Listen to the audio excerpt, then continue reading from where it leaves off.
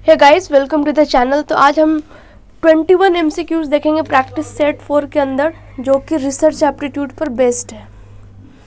इससे पहले मैंने 3 प्रैक्टिस सेट ऑलरेडी अपलोड कर रखे हैं, तो आप उसको जाकर चेक कर सकते हो। सबसे पहला क्वेश्चन है, the nature of hypothesis is what? A thoughtful statement, a forwarding statement, a temporary solution, all the above. ठीक है, तो देखो इसका आंसर सारे हैं, क्योंकि जब आप हाइपोथेसिस बनाते हो ना, वो स्टेटमेंट के भी फॉर्म में होता है, फॉरवर्डिंग स्टेटमेंट के भी फॉर्म में होता है, और साथ के साथ एक टेम्पररी सॉल्यूशन है, क्योंकि हाइपोथेसिस जो है वो रिसर्च का पार्ट है, और रिसर्च जो है कॉन्टिन्यूस साइकिल है। अभी जो भी थ्योरी जनरेट हुई है, इसमें कुछ लूप होल्स निकलेंगे, फिर नए थ्योरीज की तरफ बढ़ेंगे, तो फिर नए हाइपोथेसिस की फॉर्मेशन होगी। तो इस वजह से हम देखते हैं कि हाइपोथेसिस के ये सारे के सारे ऑप्शंस करेक्ट होंगे। नेक्स्ट क्वेश्चन है, the method of randomisation is what? Lottery और coin, blindfolded on dice, Tippett's table of irregular members, all the above. तो सबसे पहले रैंडमाइजेशन होता क्या है? मैंने आपको प्रोबेबिलिटी वाले में बताया था कि सिंपल रैंडम या प्रोबेबिलिटी सैम्पलिंग को हम रैंडमाइजेशन बोलते हैं, जहाँ पर सभी के सिलेक्ट होने का इक्वल चांस होता है। तो आपके पास अगर कोई लॉटरी है तो आप उसको रैंडमली पिक करोगे, कोई भी आप पिक कर सकते हो और सभी के सिलेक्ट होने के चांस बराबर है। सिमिलरली कॉइन मेथड हो कि आप सिक्के को अगर उछालते हो तो हेड आएगा या टेल आएगा, वो भी उसी पर डिपेंड करता है। दूसरा है डाइस मेथड। अगर आपके पास डाइस है तो अगर आप उसको टॉस करते हो, ठीक है, तो कुछ भी आ सकता है, 1 आ सकता है, 2 आ सकता है, जो भी आए, तो वहाँ पर भी क्या है कि सबके आने का चांस बराबर है, इसलिए इसका आंसर होगा D, all the above. Third question है कि करेक्ट स्टेटमेंट में से कौन है? पहला ऑप्शन है, interval scale is based on arbitrary zero, ratio scale is based on absolute zero, both and none. तो देखो दोनों सही है, ठीक है। जब आप स्केल के वीडियोस देखोगे तो वहाँ पर मैंने इसको एग्जांपल्स के थ्रू समझाया है, जैसे कि आर्बिट्ररी ज़ीरो मतलब कि ज़ीरो एक्चुअल में ज़ीरो नहीं होता है। इसका एग्जांपल है, अगर आपके पास सेल्सियस डिग्री का थर्मोमीटर है, तो अगर आप बोलते हो 0 डिग्री तो इसका मतलब ठंड है, तो ज़ीरो जो है उसका एक वैल्यू है, वो एब्सोल्युटली ज़ीरो नहीं होता है। लेकिन रेशियो स्केल में एब्सोल्यूट ज़ीरो होता है, जैसे सेंटीमीटर है, अगर मैंने बोला सेंटीमीटर ज़ीरो है तो एक्चुअल में ये ज़ीरो है, ठीक है। तो इस वजह से ये होगा। अब आगे बढ़ते हैं, the quality of non probability sampling is what? Option है, easy and convenient selection, it has no question of probability, it can be analyzed through simple statistical method, all the above। Non बोल दिया ना, जिसमें सबके chance select होने का chance unequal है, ठीक है। तो देखो इसमें इजी और कन्वीनियंट सिलेक्शन होता है। मैंने आपको नॉन प्रोबेबिलिटी सैम्पलिंग में एक टाइप बताया था, कन्वीनियंस और जजमेंटल वाला, तो इसमें ये होगा, it has no question of probability, इसमें प्रोबेबिलिटी का क्वेश्चन नहीं है, ये भी सही है। It can be analyse through simple statistical method, ये भी सही। तो इसके सारे के सारे आंसर करेक्ट हो गए, ठीक है। सारे के सारे ऑप्शन जो है वो इसके लिए करेक्ट हो गए। नेक्स्ट क्वेश्चन है, the meaning of variable is what? ठीक है, वेरिएबल होता क्या? The quality having different values, the nature of happening which influences their happening through its presence, both of the above, none. तो मैंने आपको बताया था कि वेरिएबल वो चीज़ था जो कि वैरी करती है, तो पहले ऑप्शन सही हो गई। दूसरा ऑप्शन क्या था? Nature of happening which influences their happening through its presence. तो यहाँ पे बात कर रहे हैं इंडिपेंडेंट वेरिएबल की, जो कि अपने प्रेजेंस की वजह से डिपेंडेंट वेरिएबल पे इफेक्ट डालता है, तो बी भी करेक्ट हो गया। तो इसका आंसर सी होगा, both A and B are correct. Next है कि suppose a researcher has some prejudice, उसका कुछ बायसनेस है कुछ प्रॉब्लम को लेकर, तो रिसर्च जो उसके पास वो कैरी आउट करेगा वो कैसा होगा? मतलब वो बायस्ड रिसर्चर है, ठीक है। तो ऑप्शन है, value oriented no, polluted yes, क्योंकि यहाँ पे जो रिसर्च की एथिक्स है ना, वो उसको फॉलो नहीं कर रहा। आप एथिक्स वाली वीडियो को उसको देखना, वो मैंने बहुत अच्छे से एक्सप्लेन करा है कि जब आप रिसर्चर हो, जब आप रिसर्च करते हो, तो आपको बहुत ही ज़्यादा ऑब्जेक्टिव और अनबायस्ड होना चाहिए, तभी जाके आपका जो रिसर्च आउटपुट है वो ऑथेंटिक प्रोडक्टिव होगा। इन एडुकेट रिसर्च, ये भी गलत। प्रेजुडिस रिसर्च गलत। सबसे इसमें अच्छा ऑप्शन है पॉल्यूटेड रिसर्च, कि वो रिसर्च ही पॉल्यूटेड है। मतलब पॉल्यूटेड का मतलब हम क्या समझते हैं, किसी भी चीज़ से कंटामिनेटेड हो, प्योर नहीं हो, ठीक है। तो जो रिसर्च आएगा वो कैसा रिसर्च आएगा, इम्प्योर आएगा, इसलिए इसका आंसर होगा बी।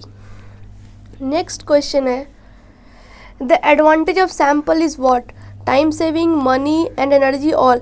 मैंने आपको बताया था कि सैम्पल होता क्या है, कि बड़े से पॉपुलेशन है, आप हर किसी पर रिसर्च नहीं कर सकते और हर जगह से आप डेटा कलेक्ट नहीं करते। यहाँ से आप एक छोटा सा सैम्पल उठाते हो जिसको हम स्मॉल एन कहते हैं, जो इस पूरे के पूरे को रिप्रेजेंट करता है। इससे आपको क्या फ़ायदा होता है, टाइम भी बचते हैं, पैसे भी बचते हैं, एनर्जी भी बचते हैं। तो इसका आंसर होगा D, all the above. Next है the type of hypothesis is what form. Hypothesis किस तरीके का है, interrogative, question mark, declarative, declare कर दिया जो है, डायरेक्शनल, किसके पास एक डायरेक्शनल एक डायरेक्शन में मूव करता है, ऑल द एबव। तो ये सारे के सारे जो है हाइपोथेसिस में आते हैं, all the above. Next question is a good synopsis is considered as what, half way research, complete, partial और बिगिनिंग ऑफ रिसर्च। सबसे पहले देखो, कंप्लीट रिसर्च तो कभी नहीं होगा क्योंकि अभी तो आपने स्टार्ट ही नहीं करा। जब आपने रिसर्च स्टार्ट ही नहीं करा तो हाफ वे भी नहीं होगा। हाफ वे का मतलब क्या, आधे रास्ते में है। जब आप शुरू करोगे तब तो आधे में जाएगा, और बिगनिंग भी नहीं है। ये एक तरह से पार्शियल रिसर्च है, इसका आंसर होगा सी। मतलब आपने जो साइनोप्सिस तैयार किया है तो आपको आइडिया है कि आप किस चीज़ के बारे में बात कर रहे हो, तो आप उस पर एक अच्छा सा डिटेल डेटा प्रोवाइड कर सकते हो कि आपने कौन से टूल इस्तेमाल किए, क्या क्या स्टेप्स ऑफ रिसर्च है, आपके सोर्सेज क्या हैं, आपके मेथड क्या है, अप्रोचेस क्या, तो आप वो बता सकते हो। ये एक पार्शियल रिसर्च होता है, लेकिन ये ना ही कंप्लीट है, ना ही हाफ वे है, ना ही बिगनिंग है। क्योंकि साइनोप्सिस जो है वो किसी भी रिसर्च का बिगनिंग नहीं है। आप यहाँ से समझो, जब बिगनिंग ही नहीं है, हाफ वे का तो सवाल ही नहीं बनता, यहाँ पहुँच ही नहीं पाएगा, और कंप्लीट तो हो ही नहीं पाएगा, क्योंकि इसको स्टार्ट होने के लिए यहाँ से ज़रूरत है और यहाँ से अभी स्टार्ट नहीं होगा। साइनोप्सिस किसी भी रिसर्च की स्टार्टिंग पॉइंट नहीं होती है। अगला सवाल है in ex post facto research the position of the variable is what. ठीक है, ऑप्शंस में देखो, generally the independent variables happened before the research, the researcher begins with single dependent variable and independent variables and after it studies the possible relations, all the above। तो इसके answer है सारे। अब आप देखो, पहले एक्स पोस्ट फैक्टो रिसर्च होता क्या है। एक्स पोस्ट फैक्टो रिसर्च में होता क्या है, जो चीज़ें पास्ट में हो चुकी हैं आप उस पर जाकर रिसर्च करते हो। तो यहाँ पर हमेशा एक इंडिपेंडेंट वेरिएबल है, क्योंकि अब कोई भी नया वेरिएबल यहाँ पे आएगा नहीं जो आपके स्टडीज़ को, पास्ट के स्टडीज़ को इन्फ्लुएंस करने वाला है। तो ये इंडिपेंडेंट होता है, ये सिंगल डिपेंडेंट और इंडिपेंडेंट वेरिएबल से वो इस्तेमाल करेगा। ठीक है, क्योंकि जो होना था वो हो चुका है, अब आप उसमें कुछ बदलाव नहीं ला सकते। जो बैटल होना था हो चुका है, अब आप उस पर रिसर्च कर रहे हो, तो वहाँ पे जो इंडिपेंडेंट वेरिएबल है वो रिसर्च से पहले हो चुका है, मेरे रिसर्च करने से पहले हो चुका है। तो अगर मैं रिसर्चर हूँ तो मैं एक्स पोस्ट फैक्टो रिसर्च को कैसे स्टार्ट करूँगी, एक सिंगल डिपेंडेंट वेरिएबल लूँगी और एक इंडिपेंडेंट वेरिएबल लूँगी, और इन सब के बाद जो मेरा स्टडीज़ आएगा मैं एक रिलेशन बताने की कोशिश करूँगी कि IV और DV के बीच में क्या रिलेशन है, या फिर इंटरवीनिंग वेरिएबल, मतलब कि मेरा पूरा एक रिसर्च रिपोर्ट आएगा। तो इसका आंसर होगा डी, ऑल दी एबव। अगला सवाल है कि the ethics in research is not related to what. Ethics research में किससे संबंधित नहीं है। ऑप्शंस में है self interest, scientific method, reliability, humanity. ठीक है, तो ये सेल्फ इंटरेस्ट से बिल्कुल भी संबंधित नहीं है। इसमें आपका रिलायबल होना चाहिए आपका रिसर्च, ह्यूमैनिटी, पब्लिक को, सोसाइटी के लिए कुछ अच्छा आउटपुट हो, और इसमें आप साइंटिफिक मेथड मतलब ऑब्जेक्टिव मेथड, अपने मनमानी कुछ नहीं कर सकते हो, रीजनिंग होनी चाहिए। मैंने आपको एथिक्स वाले वीडियो में बताया था कि रीजनिंग जो है वो बहुत ही ज़्यादा इम्पॉर्टेंट होती है कि आपके पास क्या स्ट्रॉन्ग रीज़न है इस पर्टिकुलर टूल को, पर्टिकुलर मेथड ऑफ रिसर्च को इस्तेमाल करने के लिए। तो इसका आंसर होगा ए जो है वो इसके अंतर्गत नहीं आएगा। अगला सवाल है ratio scale combines the properties of what. ठीक है, तो स्केल के तीन तरीके के स्केल है, चार, एक नॉमिनल है, एक ऑर्डिनल है, एक इंटरवल और एक रेशियो। तो रेशियो स्केल जो है वो सबसे highest level of scale highly advanced है। तो ये बेसिकली इन तीनों चीज़ों को इंक्लूड करता है। तो आंसर हो गया ऑल, मतलब तीनों, नॉमिनल भी, ऑर्डिनल भी और इंटरवल भी। ठीक है। अगला सवाल है कि जो लाइकर्ट स्केल है, नेट प्रोमोटर स्केल और बायपोलर मैट्रिक्स टेबल, ये तीनों किससे संबंधित है? आप जब मेरी वीडियो देखोगे स्केल वाले, उसमें मैंने इन तीनों को बहुत ही डिटेल में एग्जाम्पल से एक्सप्लेन करा है, तो प्लीज़ जाके वीडियो को देखो। तो बेसिकली ये तीनों चीज़ें जो हैं वो इंटरवल स्केल से रिलेटेड है। ठीक है, इंटरवल स्केल से याद रखना, एमसीक्यूज आ सकते हैं कि लाइकर्ट स्केल या नेट प्रोमोटर स्केल या बाइपोलर मैट्रिक्स टेबल किससे रिलेटेड है। तो आंसर होगा इंटरवल स्केल। अगला सवाल है मैनिपुलेटेड वेरिएबल इनमें से कौन है? ठीक है, ऑप्शन है इंडिपेंडेंट, डिपेंडेंट, एक्सट्रेनियस, कन्फाउंडिंग। तो मैनिपुलेटेड वेरिएबल वो होता है जिसको आप छेड़छाड़ करते हो, तो वो ऑब्वियसली इंडिपेंडेंट वेरिएबल होता है, जिसका दूसरा नाम एक्टिव वेरिएबल भी है। ठीक है, तो ये होगा इसका आंसर। अगला सवाल है कि जो एक्सट्रेनियस वेरिएबल है उसका कंपटीशन किसके साथ है? मतलब एक तरफ आपके पास एक्सट्रेनियस वेरिएबल है, इसका कांस्टेंट असल है किस वेरिएबल के साथ? तो ऑप्शन है आपके पास confounding variable, dependent, independent, attribute. तो आंसर होने वाला है इंडिपेंडेंट वेरिएबल। यह इंडिपेंडेंट वेरिएबल के साथ कॉन्स्टेंटली कॉम्पीट करता है। क्यों करता है? ताकि डिपेंडेंट वेरिएबल को दोनों में से कोई इफेक्ट करे और उसका आउटकम पे सीधा सीधा जाके असर पड़े। अगला सवाल है an outcome of dependent variable may be affected by what? Independent, extraneous, active और एट्रीब्यूट। तो जो डिपेंडेंट वेरिएबल का जो आउटकम है ना, उसको इफेक्ट करता है या तो आईवी या तो कन्फाउंडिंग वेरिएबल। ठीक है, तो इसका आंसर सीधा सीधी होने वाला है इंडिपेंडेंट वेरिएबल, जो कि डायरेक्टली डीवी को इफेक्ट करता है, और इसमें एक्टिव वेरिएबल ही भी आपका आंसर होगा। अगर एक्सट्रेनियस की जगह मैंने कन्फाउंडिंग लिखा होता तो ये भी आंसर हो जाता। तो डीवी को इफेक्ट करते हैं या तो इंडिपेंडेंट वेरिएबल या कन्फाउंडिंग, और इंडिपेंडेंट का दूसरा नाम है एक्टिव वेरिएबल। तो इसके आंसर हो गए ए और सी। अगला सवाल है 17 नंबर। इसमें आपको एक सवाल पूछा है और ये दिसंबर 2011 में पूछा गया सवाल है। Suppose you want to investigate the working efficiency of nationalised banks in India, which of the following methods will be adopted? तो इंडिया में जितने भी बैंक हैं जो नेशनलाइज्ड बैंक है, आप उन पर एक डेटा कलेक्ट कर रहे हो वहाँ के वर्किंग एफिशिएंसी को लेकर, तो आप इनमें से कौन सा मेथड अडॉप्ट करोगे? सबसे पहला सवाल, एक सेकंड, सबसे पहले ऑप्शंस देखते हैं, फिर area sampling, multi stage, sequential quota.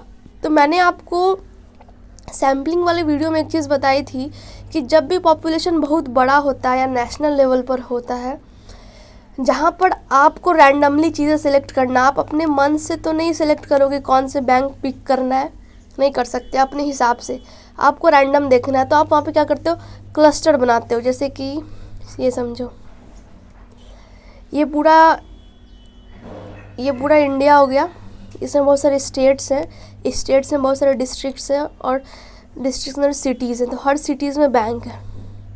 तो आप क्या करो, क्लस्टर उठाओगे, या तो स्टेट का क्लस्टर उठाओगे कि स्टेट में जितने बैंक है उसको ले लो अपने टाइम और सैम्पल साइज़ को देखते हुए, या फिर आप डिस्ट्रिक्ट उठा लोगे, या फिर आप सिटी उठा लोगे, और इस सिटी में जितने भी आपको बैंक मिलेंगे आपको सब पर करना पड़ेगा।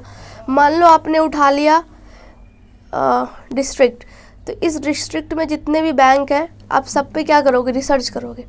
तो इसको बोलते हैं मल्टी स्टेज। आप मेरा वीडियो जाके देखना क्लस्टर सैम्पलिंग पे, उस पर मैंने आपको बहुत सारे एग्जाम्पल से समझाया है। तो यहाँ पर क्लस्टर सैम्पलिंग अप्लाई होगा। क्यों?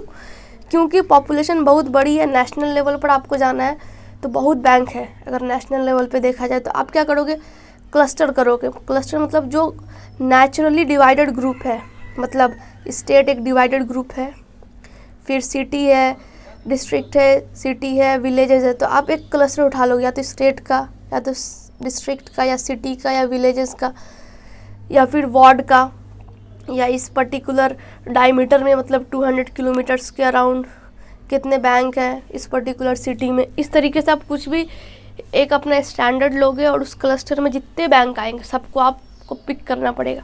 तो मल्टी स्टेज सैम्पलिंग में आप करते क्या हो कि आप क्लस्टर को चुनते हो, और ये क्लस्टर क्या है जो कि नेचुरली अवेलेबल है, आप इसको बनाते नहीं हो। स्टेट नेचुरली अवेलेबल है जो कि इंडियन गवर्नमेंट ने बनाया, रिसर्चर वहाँ पे कुछ छेड़छाड़ नहीं करेगा, जो इसको वहाँ पे मिला है उसको वैसे उसके साथ मूव करना है।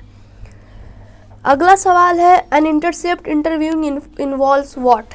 इंटरसेप्ट ओके, जो कि आप मार्केट में इस्तेमाल करते हो एक्सीडेंटल इंटरव्यूइंग में।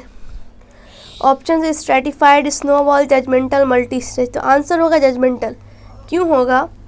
क्योंकि इंटरसेप्ट इंटरव्यू में क्या करते हो, आप किसी भी रैंडम इंसान के पास जाते हो और उससे डेटा कलेक्ट करने की कोशिश करते हो, तो आप वहाँ पे जजमेंटल होते हो। आप रिसर्चर हो तो आप पहले सोचोगे कि क्या इस इंसान के पास जाके बात किया जाए, इससे डेटा लिया जाए या नहीं, तो आप अपने हिसाब से कन्वीनियंटली काम करते हो। तो यहाँ पर आंसर हो जाएगा जजमेंटल सैम्पलिंग। अगला सवाल है consider them about positivism. Positivism के कॉन्टेक्स्ट में इन्हें कंसिडर करना है कि क्या वो एक इंटरप्रेटिविस्टिक अप्रोच है, क्वांटिटेटिव है, साइंटिफिक है या सब्जेक्टिविज्म फॉलो करता है। ठीक है, देखो इंटरप्रेटिविस्टिक तो बिल्कुल नहीं, ये पोस्ट पॉजिटिविज्म है। क्वांटिटेटिव यस, साइंटिफिक होता है यस, सब्जेक्टिव नो। तो आंसर हो गया 2 और 3rd, that is going to be B. इस पे मैंने कंप्लीट वीडियोस बनाए हैं पॉजिटिविज्म और पोस्ट पॉजिटिविज्म में, तो आप उसको जाकर चेकआउट करो और कॉन्सेप्ट को क्लियर करो। अगला और लास्ट सवाल है कि इनको आप कंसीडर करो, ये जितने भी सैम्पलिंग दिए हुए, systematic, cluster, quota, snowball, multi stage. अब इसमें से आपको बताना है कि जो क्वासी प्रोबेबिलिटी सैम्पलिंग है वो कौन है। तो क्वासी प्रोबेबिलिटी मतलब सिंपली प्रोबेबिलिटी या रैंडम प्रोबेबिलिटी सैम्पलिंग, इनमें से कौन है।